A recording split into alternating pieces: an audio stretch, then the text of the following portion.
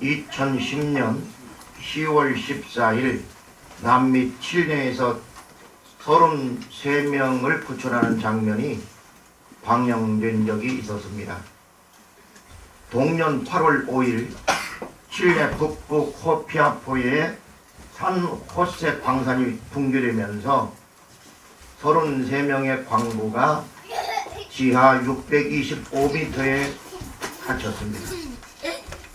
8월 25일 7.8기란 말을 증명이라도 하듯이 7번 실패한 후 8번째 뚫은 드릴이 성공적으로 피난에 있던 피난처로 연결되었습니다. 구조대가 지름 15cm 구멍으로 내려보냈던 드릴 줄을 끌어당기자 우리 33명은 피난처에서 무사하다 라고 붉은 글씨로 쓴 종이 한 장이 올라왔습니다. 지옥 같은 땅 속에서 갱도가 무너진 지 17일 만에 올라온 생명의 메시지였습니다. 이들의 생존 사실을 확인한 칠레 정부는 희망을 가지고 구조 작업에 박차를 가하게 됩니다. 구조 현장에서 모니터를 바라보고 있던 칠레 대통령 세바스티안 피네라는 카메라가 내려가자 광부들이 몰려 마치 어린애처럼 얼굴을 똑바로 들이댔다며 그들의 눈에서 행복과 희망을 보았다고 감격해 했습니다. 임시 캠프장에서 정말로 살아있을까? 반신반의하던 가족들도 행복한 표정을 감추지 못했습니다. 한 생존자의 형은 앞으로 기다리는 것은 괴로움이 없는 기다림이다. 아직 끝난 것은 아니지만 결국 행복하게 끝날 것이다. 그리고 훨씬 큰 희망을 갖게 됐다고 했으며 어떤 광부의 아내는 호주 방송과의 인터뷰에서 남편이 나오면 100만 번 사랑한다고 말할 겁니다. 100만 번이라고 행복해 했습니다. 그리고 지하에 갇힌 자 중에 가장 연장자인 마리오 고메스는 지상의 아내에게 릴리 아나에게 나는 건강하고 하나님께 감사합니다. 곧 나갈 것이라는 희망을 갖고 있습니다. 인내와 믿음을 가지세요. 나는 단 한순간도 당신을 생각하지 않은 적이 없습니다. 라고 두 번째 편지를 매달아 보내기도 했습니다. 드디어 10월 14일 오전 사고 69일 만에 모든 광부들이 성공적으로 구출되었습니다. 광부들을 구출하는 데 든 비용은 최소 2,200만 달러였다고 합니다. 우리는 이 사건에서 몇 가지 중요한 교훈을 얻을 수 있습니다. 먼저는 갇힌 자는 스스로 탈출할 수 없다는 사실입니다. 지하 625m 흙더미 속에 갇힌 자는 그 어떤 것도 무용지물일 뿐이었습니다. 100억을 준다 한들 빠져나올 수 있겠으며 자유의지가 충만한들 구원의 원동력으로 사용할 수 있었겠는가? 돈, 지위, 학력, 과학적 지식도 그곳에서는 아무 효력이 없었습니다. 할 수 있는 게 하나도 없었다는 말입니다. 그들은 오직 외부로부터 시작된 구조자의 의지와 행위에 희망을 걸 수밖에 없었습니다. 결국은 외부로부터의 구원의 손길이 그들을 지하 어둠 속에서 끌어낼 수 있었습니다. 구원도 마찬가지로 요구호자를 긍휼히 여기시는 하나님의 전적인 역사가 있었기 때문에 가능한 일이었습니다. 둘째는 사람의 생명은 그 무엇과도 바꿀 수 없다는 사실입니다. 광부들을 구출하는 데 든 비용은 최소 2,200만 달러, 한화로 약 330억 원, 이는 1인당 약 10억 원이 든 셈입니다. 이 금액은 그들이 평생 벌어 한 푼도 쓰지 않고 먹을지라도 절대 불가능한 액수입니다. 그러나 그 누구도 그것을 구출하기 위해 지출한 비용이 너무 많다고 따지거나 나무라는 자는 없었습니다. 왜냐하면 생명은 이 세상 그 어떤 것으로도 대신할 수가 없기 때문입니다. 성경은 사람이 만일 온 천하를 얻고도 제 목숨을 잃으면 무엇이 유익하리요? 사람이 무엇을 주고 제 목숨과 바꾸겠느냐? 마태복음 16장 26절에 말씀했습니다. 이는 세상에서 가장 가치 있는 것을 얻었다 할지라도 생명을 잃어버린다면 무슨 유익이 있겠느냐는 역설적 표현입니다. 특히 사람이 무엇을 주고 제 목숨을 바꾸겠느냐라고 하는 뜻은 인간 영혼, 즉 생명의 최고 가치성과 유일성, 그리고 단회적 생명성을 강조하고 있는 말씀입니다.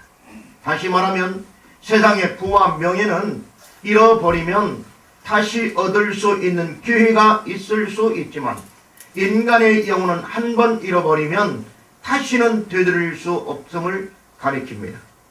사람은 누구나 온 천하와 자기 목숨 중에 종말론적 선택을 해야만 하는 운명을 가지고 태어나는 겁니다.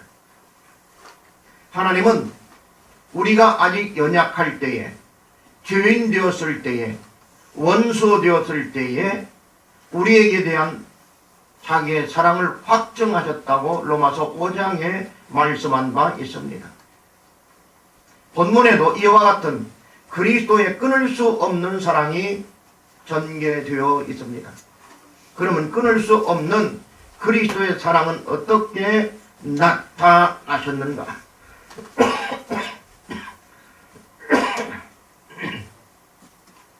첫 번째로는 하나님께서 택하신 자들을 의롭다 하셨습니다. 성경은 사람이 의롭게 되려면 율법을 행해야 한다고 말씀하십니다. 로마서 2장 13절은 하나님 앞에서는 율법을 듣는 자가 의인이 아니요 오직 율법을 행하는 자라야 의롭다 하심을 얻으리니 라고 말씀하셨습니다.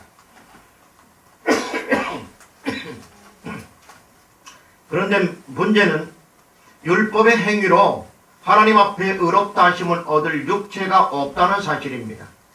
갈라디아서 2장 16절은 사람이 의롭게 되는 것은 율법의 행위에서 난 것이 아니요 율법의 행위로서는 의롭다함을 얻을 육체가 없느니라 말씀하고 있습니다.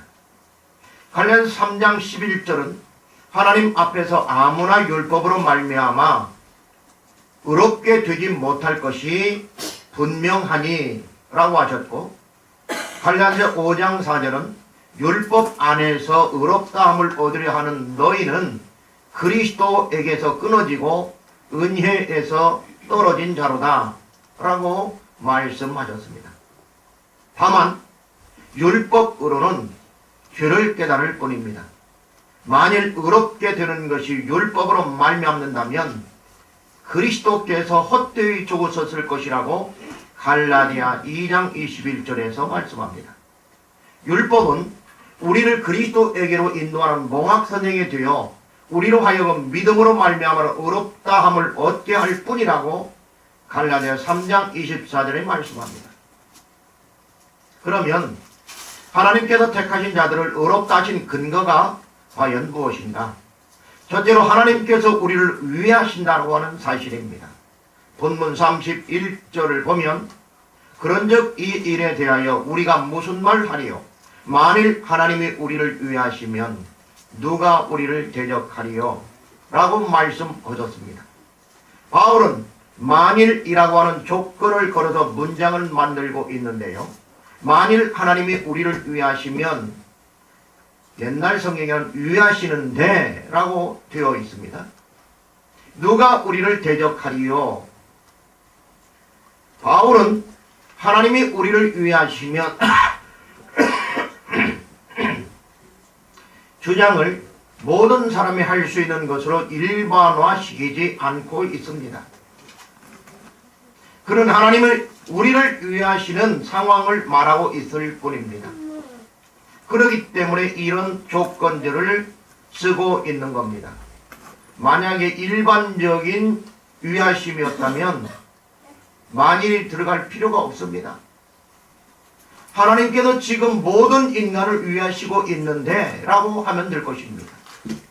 그런데 바울은 이 조건절, 이 부호절을 사용함으로 말미암아 어떤 한정적인 사람들을 위해서 하나님이 그의 위하심을 사용하고 있다는 사실입니다. 그분이 우리를 미리 아셨고, 미리 정하셨고, 부르셨고, 의롭다 하셨고, 영화롭게 하셨기 때문에 누가 우리를 대적할 수 있겠느냐는 사실입니다. 때때로 지옥의 모든 세력이 연합하여 우리를 대적할 수 있습니다. 하지만 그들은 결단코 우리를 이기지 못할 것입니다. 왜냐하면 하나님이 우리를 위하시기 때문입니다. 하나님이 우리 편이기 때문입니다. 여러분, 우리가 하나님 편에 서는 것도 물론 중요합니다. 그것은 우리의 의지의 발동으로서 얼마든지 할 수 있는 부분입니다. 그러나 하나님이 우리 편이 아니라면 우리가 100번 하나님 편에 선다 한들 우리는 하나님의 적일 수밖에 없습니다. 하나님이 우리를 만세전에 택하여 우리 편이었음을 우리는 믿어야 합니다. 그렇기 때문에 우리는 우리의 의와 관계없이, 우리의 율법 지키는 것과 관계없이 하나님께서 우리를 위하시고 구원하시는 것입니다. 따라서 이 질문에 대한 답은 하나님께서 우리를 위하시면 대적할 자가 있을 수 없다는 사실입니다. 둘째로 하나님께서 택하신 자들을 의롭다 하신 근거가 무엇인가? 자기 아들을 모든 사람을 위하여 내어주셨다는 겁니다. 먼저는 우리를 하나님께서 위하신다고 했는데요. 두 번째로는 자기 아들을 모든 사람을 위하여 내어주셨다는 겁니다. 여러분, 자기 아들을 다른 자들을 위해서 내어줄 자가 누가 있겠습니까? 없습니다. 본문 32절은 자기 아들을 아끼지 아니하시고 우리 모든 사람을 위하여 내어주신 이가 어찌 그 아들과 함께 모든 것을 우리에게 은사로 주지 아니하시겠느냐 라고 말씀하고 있습니다. 바울은 여기에서 자기 아들을 아끼지 아니하시고 우리 모든 사람을 위하여 내어주신 이가 라는 말로 우리의 시선을 어딘가로 이끌어 가고 있습니다. 우리는 금방 이것을 깨달을 수 있는데, 아하, 모든 사람을 위하여 내어주신 이 바로 십자가의 그 정상에 우리의 시선이, 우리의 마음이 고정되고 있다고 하는 것을 알 수 있습니다. 적어도 예수를 그리스도로 믿는 자라면 이 말씀이 그리스도의 십자가 사건을 가리킨다고 하는 것을 모르는 자는 없을 겁니다. 이것은 하나님께서 우리를 위해 이미 행하신 것을 전제로 하여 또 다른 답을 추론하는 고도의 방법입니다. 이미 행하신 어떤 일들을 통해서 다른 진리를 설명하고자 하는 원리라는 겁니다. 우리는 여기서 하나님이 우리를 위해 아들의 주심에 대한 두 가지 측면을 엿볼 수 있습니다. 왜 우리에게 아들을 주셨는가? 그 첫 번째는 그분이 자기 아들을 아끼지 아니하셨다는 사실입니다. 이는 소극적인 측면에서 서술한 표현 기법입니다. 우리는 여기서 아브라함을 연상할 수 있습니다. 창세기 22장 16절을 보면 하나님께서 네가, 여기는 너는 아브라함이죠. 네 아들, 네 독자를 아끼지 아니하였은즉 이라고 말씀하고 있는 것을 볼 수 있습니다.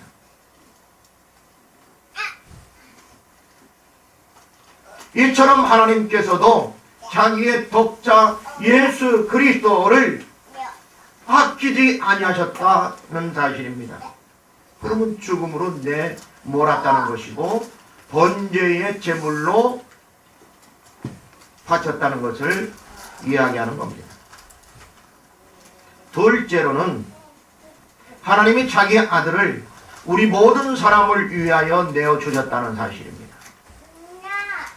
아끼지 아니하셨다가 소극적인 하나님의 행위라면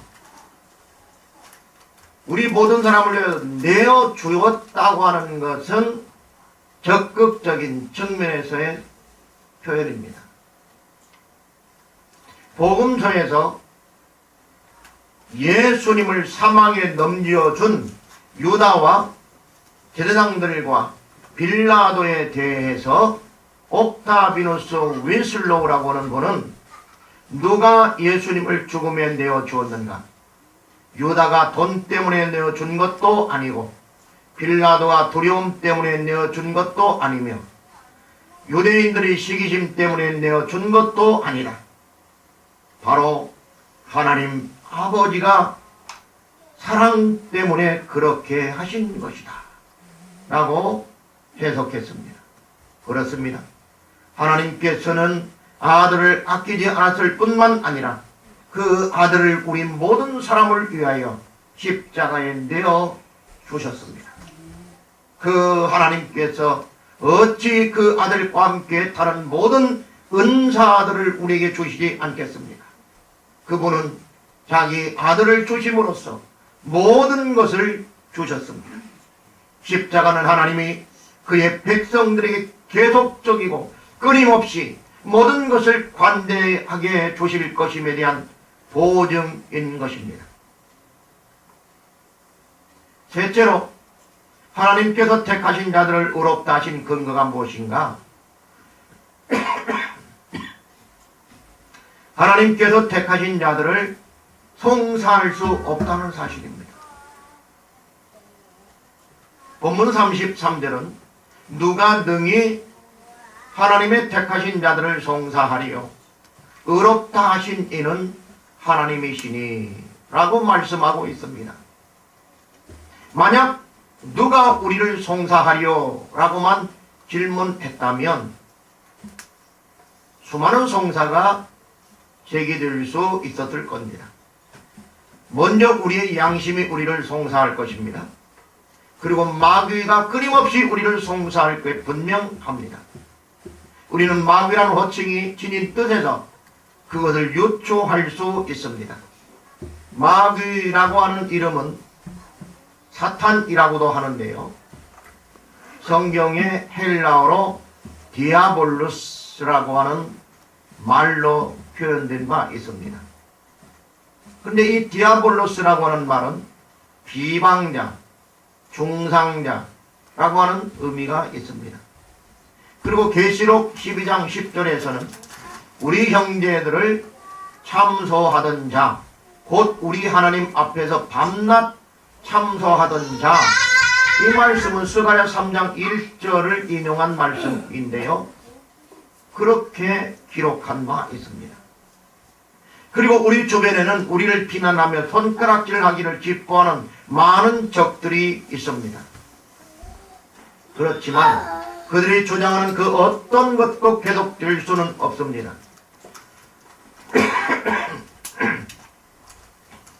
왜냐하면 재판관이신 하나님이 우리를 택하셨으며 의롭다고 선언하셨을 뿐만 아니라 변호자이신 예수 그리스도께서 우리 죄를 위해 죽으셨고 죽은 자 가운데 살아나셨으며 하나님 우편에 앉아 계시며 우리를 위해 간구하시기 때문입니다.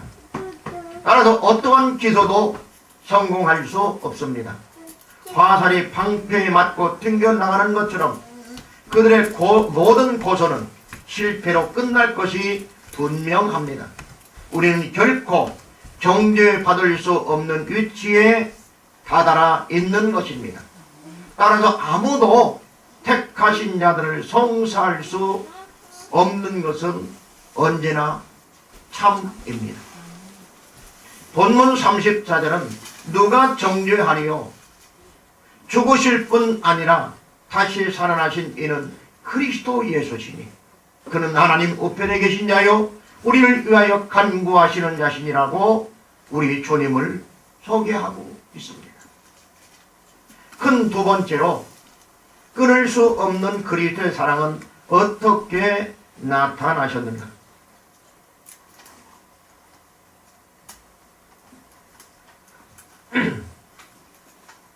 그리스도께서 항상 우리와 함께 하심으로 나타나셨습니다. 본문 35절에 37절을 보면 누가 우리를 그리스도의 사랑에서 끊으리요? 환난이나 권고나 핍박이나 기근이나 적신이나 위험이나 가리랴. 기록된 바 우리가 종일 주를 위하여 죽임을 당케 되며 도살할 양같이 여김을 받았나이다 함과 같으니라. 그러나 이 모든 일에 우리를 사랑하시는 이로 말미암아 우리가 넉넉히 이기느니라 하는 말씀이 있습니다. 이는 그리스도께서 항상 우리와 함께 하심을 증거하는 말씀입니다. 그러면 그리스도께서 항상 우리와 함께 하신다고 하는 증거는 과연 무엇인가? 첫 번째로는 우리를 그리스도의 사랑에서 끊을 수 없다는 사실입니다. 35절에 37절을 분해해 보면 세 가지로 나눌 수 있습니다. 35절을 보면 환난, 권고, 핍박, 기근, 적신, 위험, 칼 그런 것들이 위협한다고 하고 있습니다. 이게 첫 번째입니다. 두 번째로는 종일 주를 위하여 죽임을 당케 된다는 사실입니다. 36절 말씀입니다. 세 번째로는 도살할 양같이 여김을 받는다고 했습니다. 36절입니다. 그런 모든 어려움, 총체적인 어려움이 온다 할지라도 우리를 그리스도의 사랑에서 끊을 수 있다 없다? 없다는 사실입니다. 바울 사도는 누가 우리를 그리스도의 사랑에서 끊을 수 있는가 물으면서 7가지 가능성을 언급하고 있습니다. 먼저 환난입니다. 그 다음에 권고, 그 다음에 핍박을 말했습니다. 이것들은 불경건하고 적대적인 세상에 의해서 야기되는 압력과 재난을 나타내는 것들입니다. 그러니까 세상이 경건하게 살고자 하는 자들에게 늘 써먹었던 방법들입니다. 환난을 줍니다. 권고를 줍니다. 핍박을 가합니다. 이거 보세요. 환난은 외부로부터 어떤 것이 가해지는 것입니다. 그래서 고난을 당하는 겁니다. 권고는 육체적인 고난도 하지만은 가난의 어떤 경제적인 핍절을 얘기하기도 합니다. 그래서 먹을 것이 없어서 매우 고통을 당하는 것을 얘기합니다. 핍박은 저들이 와서 육체적으로, 정신적으로, 영적으로 압박을 가하는 것을 핍박이라고 합니다. 이런 것을 당해보지 않은 그리스도인들이 없을 겁니다. 두 번째로는 기근이나 적신이라고 하는 말입니다. 이것은 적절한 음식과 의복이 절대적으로 부족한 상태를 가리킵니다. 가난하다는 겁니다. 먹을 게 없다는 겁니다. 입을 게 없다는 겁니다. 어디 행사장에 한번 공식적인 행사장에 가고 싶어도 입을 게 없어서 가지 못할 정도로. 세 번째로는 위험이나 칼이라는 말을 쓰고 있는데, 이 말은 한편으로는 죽음의 위험성을, 다른 한편으로는 죽음을 체험하는 것을 의미합니다. 위험이라고 하는 것은 아직 죽지는 않았습니다. 칼이라는 말은 이미 죽었다고 하는 것을 가리킵니다.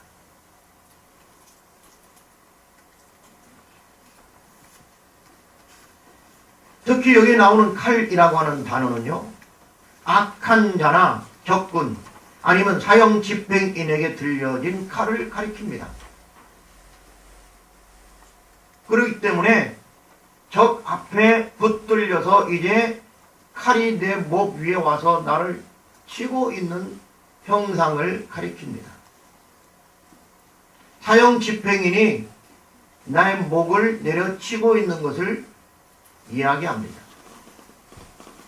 그러면 바울이 말하고 있는 의도가 분명해졌습니다. 기독교인들에게 있어서 믿음의 최종적 시험대는 순교라는 사실입니다. 그리스도인들이 하나님 나라에 갈 수 있는 최종적 단계가 어디냐? 순교랍니다.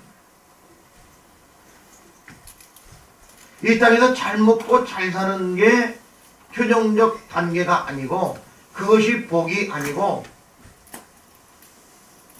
더구나 초대교회 바울에게 있어서, 그리고 12 제자들에게 있어서, 속사도들이나 교부들에게 있어서 그들의 신앙생활은 순교 외에는 없었습니다. 그리스도를 위해서, 복음을 위해서 죽기로 신앙생활을 했던 겁니다. 그들은 비겁하게 부정하지 않았습니다. 그리스도를 외면하지 않았습니다. 신앙을 저버리지 않았습니다. 죽을 때가 되면 죽겠다는 믿음으로 살았습니다. 요즘에는 실제적인 죽음은 거의 없지만, 그러나 영적으로, 정신적으로, 경제적으로 하나님을 위해서 가난해져야 될 때가 있고 죽어야 될 때가 있다는 사실을 여러분 인지하시기 바랍니다. 이것에 이런 때가 왔는데도 피하는 자가 있다면 그 사람은 그리스도인이 아닙니다. 글쎄요, 천국에 갈지는 주님만 아실 일이죠.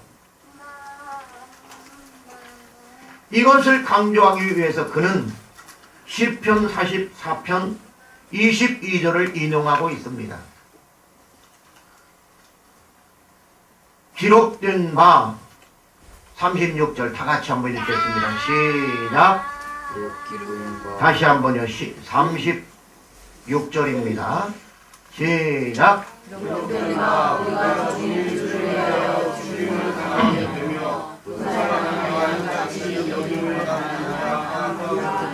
아멘.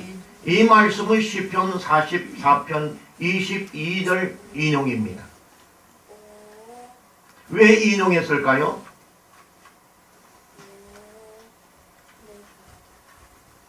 순교가 그만큼 신앙생활에 있어서 중요하다는 겁니다. 그리고 그렇게 될 수밖에 없다는 겁니다. 이것은 예수 그리스도를 지칭하는 것이고 1차적으로는 그 다음에 그를 따르는 모든 성도들을 가리키는 말씀입니다.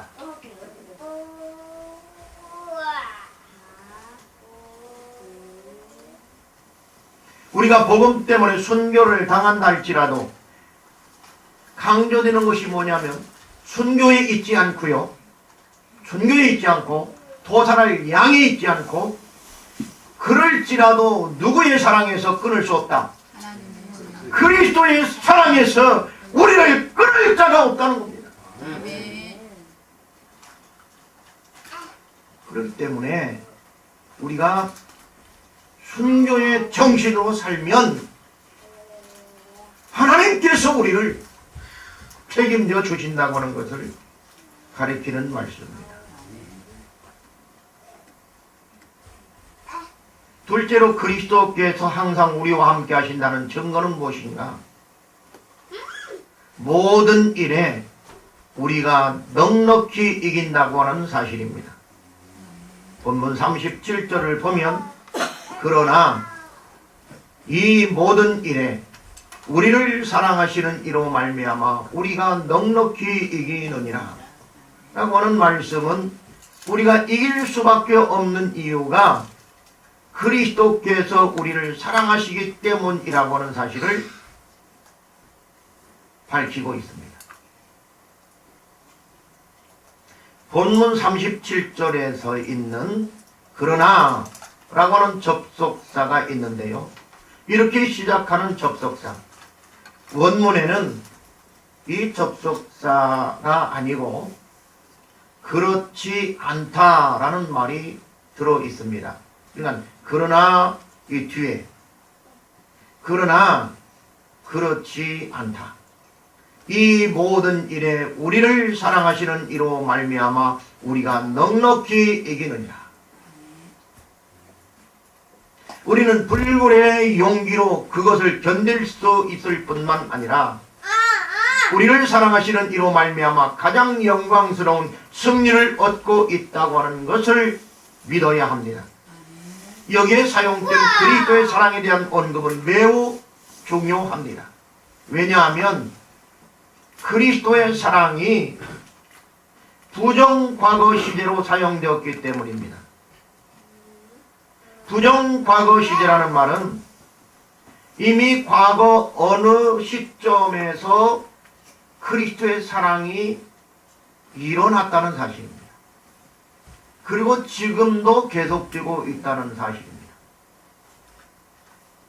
그리스도께서는 앞으로 우리를 사랑하시고 유의하는 분이 아니고 이미 과거 어느 시점에서 우리를 위해서 그의 사랑을 베풀어 주셨고 그 사랑을 지금도 하시고 계속적으로 해 주실 것이라는 겁니다.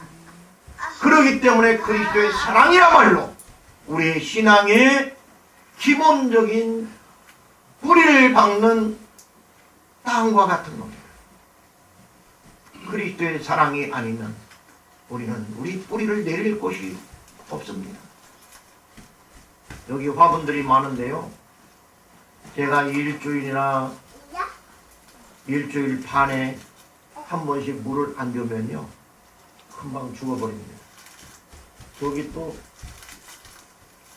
잊어버렸어요. 요건 다 죽어, 요걸 잊어버렸어요. 지난번에 홍성민아님이 해본 것 같은데 그랬더니 어저께 봤더니 한쪽에 다 말라 비틀어졌어요. 그래서 어저께 물을 줬더니 조금 살이 났습니다. 왜 그렇습니까? 뿌리를 박는 곳이 그 공간밖에 없기 때문입니다. 그런데 그리스도의 사랑은 우리가 믿음의 뿌리를 내리는데 무한대입니다.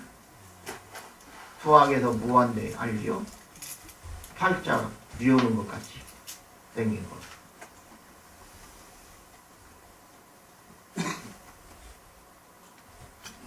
여러분, 그리스도의 사랑은 우리를 위해서 누구든지 그 사랑의 뿌리를 내려도 충분할 만큼 크고 넓고 그리고 꼭 필요한 것입니다. 앞으로 있을 것이 아니고 과거 어느 시점에 있었고 지금도 계속되고 있는 사건입니다. 이것은 바로 하나님께서 자기의 독생자 예수 그리스도를 십자가에 내어 주심으로 그에 의해 합당한 열매로서 제물로서 돌아가시게 한 그 사건을 가리키는 것이 분명합니다. 큰 세 번째로 끊을 수 없는 그리스도의 사랑은 어떻게 나타납니까? 하나님의 사랑은 영원히 변치 않는다고 말씀하고 있습니다. 예수님은 세상에 있는 자기 사람들을 사랑하시되 끝까지 사랑하신다고 했습니다. 요한복음 13장 1절에. 본문 35절은 어느 누구도 우리를 그리스도의 사랑에서 끊을 수 없다고 했으며 39절에서는 하나님의 사랑에서 끊을 수 없다고 단정적으로 선언하고 있습니다. 요한사도는 요한일서 4장 8절에서 하나님은 사랑이라고 정의했으며 19절에서는 우리가 사랑함은 그가 먼저 우리를 사랑하셨기 때문이라고 말씀하고 있습니다. 바울 사도는 로마서 5장 8절 이후에서 우리가 아직 연약할 때에 죄인 되었을 때에 원수 되었을 때에 그리스도께서 우리를 위하여 죽으심으로 하나님께서 우리에게 대한 자기의 사랑을 확증하셨다고 말씀하고 있습니다. 이사야 선지자는 내가 종일 손을 펴서 자기 생각을 따라 옳지 않은 길을 걸어가는 패역한 백성들을 불렀나니 65장 2절에 말씀했고 여호와께서 말씀하시되 오라 우리가 서로 변론하자 너희의 죄가 주홍 같을지라도 눈과 같이 휘어질 것이요 진홍같이 붉을지라도 양털같이 휘어지게 되리라.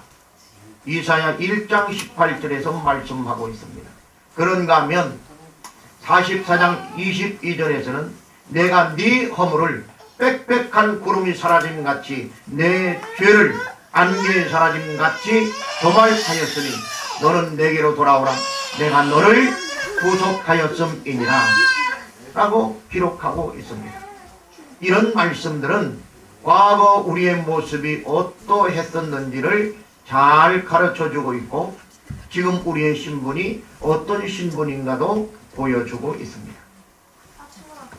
저자 역시 사도로 부름받은 자였음에도 불구하고 여전히 죄는 자기 속에 살아났고 자신을 괴롭히는 가시였다고 고백한 바 있습니다. 그때 그는 하나님의 사랑을 부르짖기 시작했습니다. 누가 우리를 그리스도의 사랑에서 끊으리요?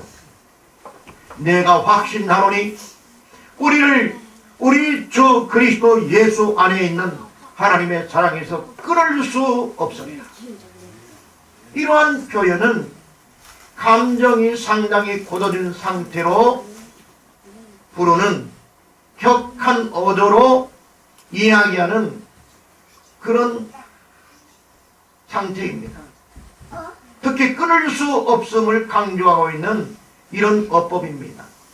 그는 이 문장을 쓰면서 그리스도의 사랑에 감격되어서 자신의 감정을 억제할 수 없다고 하는 것을 지금 고백하고 있는 것입니다.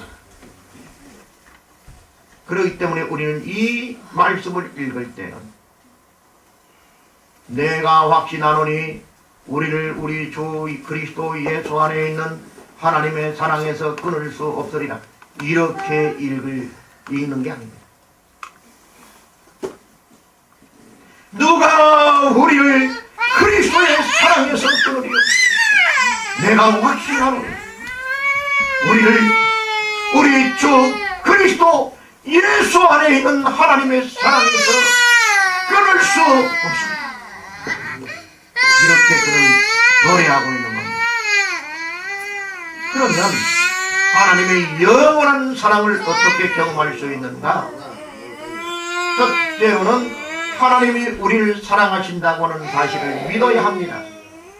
바울은 38절에서 내가 확신하노니 라고 하는 개인적 믿음을 제시하고 있습니다. 여기 확신한다 라는 말은 페이도라는 단어인데요, 굳은 신뢰를 뜻하며 수동태로서 확신되어지는 것을 의미합니다. 그래서 에베소 2장 8절에서는 선물이라고 표현하고 있습니다. 우리에게 확신되어지는 것, 요게 뭐냐면 믿음이에요. 믿음은 내가 믿는 게 믿음이 아니고 어떤 사실이 외부적으로 주어졌을 때에 그 사실이 믿어지는 것, 수동태로 된다는 거예요. 이게 믿음이에요. 그러면 믿어지게 되게 하는 분은 누굽니까? 하나님의 성령이시지요. 그래서 과거 2000년 전에 십자가에 돌아가신 그분의 사건을 나를 위해서 돌아가신 사건으로 믿게 되는 거예요. 이게 바로 믿음인 거예요. 바울은 여기에서 의도적으로 완료 시제를 사용하고 있습니다. 이는 나는 확신하게 되었고 계속 확신한다 라고 하는 의미입니다. 과거 내가 부활의 주님을 만났을 때에 그때 그분이 메시아인 것을, 하나님이신 것을 믿게 되었고, 과거 시대입니다. 그리고 그 믿음을 나는 계속해서 확신한다. 여러분 믿음이 그렇습니까? 그의 확신은 분명하고 정당하며 영속적이고 불변하는 것이었습니다. 이런 확신 속에 있는 그가 어떤 것이 그리스도의 사랑에서 끊을 수 있겠느냐고 질문하는 것입니다. 이제는 그 어떤 것도 그리스도의 사랑에서 끊을 수 없다고 단정적으로 선포하고 있습니다. 우리는 이러한 하나님의 사랑을 수동태로 믿어지는 것을 계속적으로 집행할 수 있어야 합니다. 이것이 믿음입니다. 둘째로 하나님의 영원한 사랑을 어떻게 경험할 수 있는가? 믿음으로써 경험할 수 있고요. 두 번째로는 그 어떤 것도 우리를 하나님의 사랑에서 끊을 수 없다고 하는 사실을 믿어야 합니다. 그래야지 그 사랑을 경험할 수 있습니다. 요한복음 3장 16절은 하나님이 세상을 이처럼 사랑하사 독생자를 주셨으니 이는 저를 믿는 자마다 멸망치 않고 영생을 얻게 하려 하심이니라.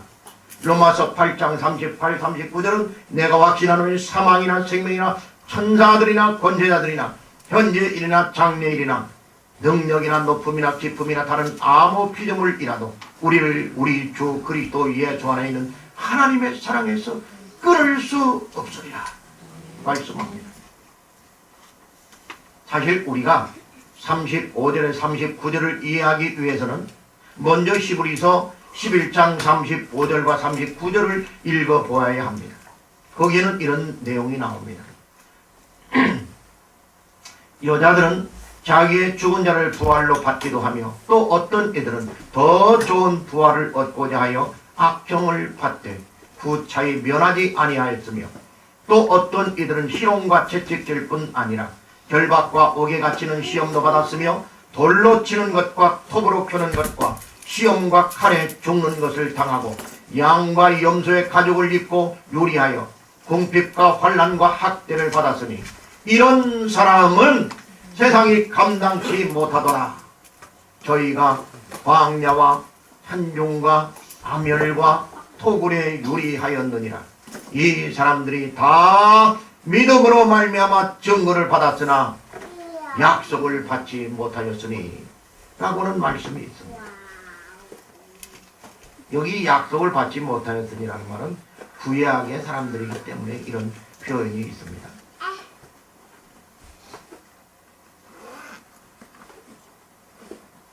바울 사도는 그리스도와 우리 사이에 장벽이 될 정도로 강력한 것이라고 생각할지 모르는 10가지 항목들을 언급하고 있습니다.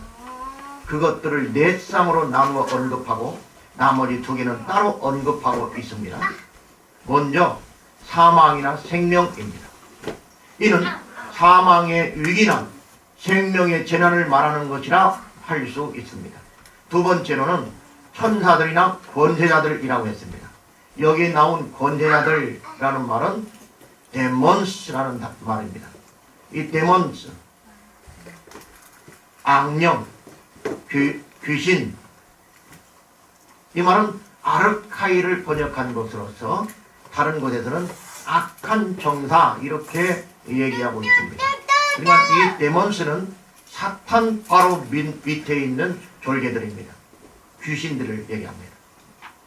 그러면 천사들이 악한 정사들과 대조를 이루며 사용되었다고 할 수 있습니다. 왜 그러냐면 천사들이나 권세자들이나 그랬으니까. 그럼 천사들도 나쁜 자들인가? 그런 말은 아닙니다. 여기에서 천사와 권세자들을 한 틀에다 놓고 이야기하는 것은 천사의 위치에 있었던 신령한 천사들이나 악한 천사들이나 귀신들이죠. 악한 천사들이나 그들과 비교할 수 없다는 거예요. 그런 것들로 끊을 수 없다는 거예요. 이것은 선하건 악하건 모든 우주적이고 초인간적인 존재라 할지라도 우리를 하나님의 사랑에서 끊을 수 있다 없다 없다는 것을 말하는 겁니다. 그리스도께서는 그들 모두를 이기고 승리하셨고 그들은 그분께 무릎 꿇고 주라 시인하게 되었기 때문입니다. 셋째로 나오는 두 쌍이 있습니다. 하나는 시간이라고 하는 단어고요. 하나는 공간이라고 하는 단어입니다. 시간은 현재일이나 장래일이나 라고 했고요. 공간은 높음이나 깊음이나 라고 언급하고 있습니다. 이것은 하늘도 땅도 음부도 우리를 그리스도의 사랑에서 끊을 수 없다는 것을 강조하는 말씀입니다. 그러면 중간에 나오는 능력이나 라고 하는 말은 무엇을 의미하는가? 이 말은 우주의 세력들을 의미할 것이라고 존 스토트 박사는 해석하고 있습니다. 시간과 공간 속에 있는 권세자들, 능력자들, 우주의 세력들 이런 것이라 할지라도 하나님의 사랑에서 그리스도의 사랑에서 우리를 끊을 수 없다는 겁니다. 이제 바울은 자신이 제시한 목록이 가장 포괄적인 것이 되고 아무것도 남겨놓지 않도록 하기 위해서 한 번에 뭉뚱그려서 이렇게 표현합니다. 다른 아무 피조물이라도 내가 지금 설명한 그런 것들 말고 다른 아무 피조물, 모든 피조물이라도 우리를 그리스도의 사랑에서 끊을 수 있다 없다? 없다는 겁니다. 피조계 안에 있는 모든 것은 창조주 하나님과 예수 그리스도의 통제 안에 있다는 것을 가리킵니다. 그렇기 때문에 다른 아무 피조물이라도 우리를 그리스도 예수 안에 있는 하나님의 사랑에서 끊을 수 없다고 39절에 말씀하고 있는 것입니다. 히브리서 기자는 그러므로 자기를 힘입어 하나님께 나가는 자들을 온전히 구원하실 수 있으니 이는 그가 항상 살아계셔서 그들을 위하여 간구하심이라. 믿음의 주여 또 온전하게 하시는 이 예수를 바라보자 라고 말씀하고 있습니다. 요한 사도는 내가 그들에게 영생을 주느니 영원히 멸망하지 아니할 것이요 또 그들을 내 손에서 빼앗을 자가 없느니라. 그들을 주신 내 아버지는 만물보다 크심에 아무도 아버지 손에서 빼앗을 수 없다고 요한복음 10장 28, 29절에 말씀했고 사도 바울 역시 너희 안에서 착한 일을 시작하신 이가 그리스도 예수의 날까지 이루실 줄을 우리가 확신한다고 빌립보서 1장 6절에 강조하고 있습니다. 바울은 5가지 질문을 통해 우리가 믿는 하나님의 어떤 분이신가를 논증했습니다. 그것들이 아무리 한데 결집할지라도 그 어떤 것도 하나님의 목적을 좌절시키거나 하나님의 자비하심을 억누르거나 하나님의 택하신 자녀들을 송사하거나 우리를 하나님의 사랑에서 분리시킬 수 없다고 논증하고 있습니다. 끊을 수 없는 그리스도의 사랑은 어떻게 나타나셨습니까? 하나님께서 택하신 자들을 의롭다고 하셨습니다. 그리스도께서 항상 우리와 함께 하셨습니다. 하나님의 사랑은 영원히 변치 않다고 말씀했습니다. 그리스도의 사랑은 그 누구도 끊을 수 없습니다. 사랑을 받아본 자만이 사랑할 수 있습니다. 그리스도 안에서 서로 사랑하는 성도가 되시기를 주님의 이름으로 축복합니다. 하나님